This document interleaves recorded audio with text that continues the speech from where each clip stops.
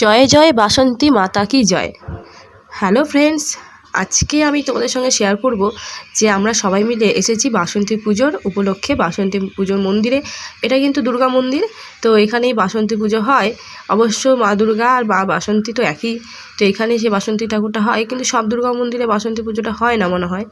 তো আসার কোনো প্ল্যানিংই ছিল না, আমি শ্রেয়ানকে পড়তে বসিয়েছিলাম সন্ধেবেলা। আজকে ছিল অষ্টমীর দিন, তো সৌরভ কাছ থেকে আসার সময় দেখতে পেয়েছে এখানে প্রসাদ বিতরণ করা হচ্ছে। আর দেখো কত লম্বা লাইন, যেহেতু হাজব্যান্ড দাঁড়িয়েছে তাই সেই ধরুন মা আর বাচ্চা কিন্তু দাঁড়াতে পারবে, সে কারণে আমরাও দেখো লাইনের মধ্যে ঢুকে গেছি। আর হাতে প্রসাদও পেয়ে গেছি। প্রসাদ বলতে ছিল দেখো একটা করে লাড্ডু ছিল, বোঁদে ছিল, সুজি ছিল আর লুচি ছিল দুটো, ব্যাস অমৃত প্রসাদ।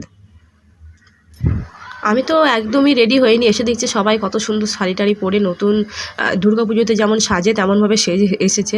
আর আমি যেমন তেমন চুল টুল কিচ্ছু বাঁধিনি, যেমন তেমন করে একটা চুড়িদার পরে এসেছি। আর দেখো কত সুন্দর লাইটিং চারিদিকে। আর লাইনটা তোমাদের দেখিয়ে দিই, দেখো কত লাইন, একদম লম্বা লাইন। এবার আমরা যাব বাড়ির দিকে। আর মন্দিরের ভেতরটা তোমাদেরকে একবার দেখিয়ে দিই।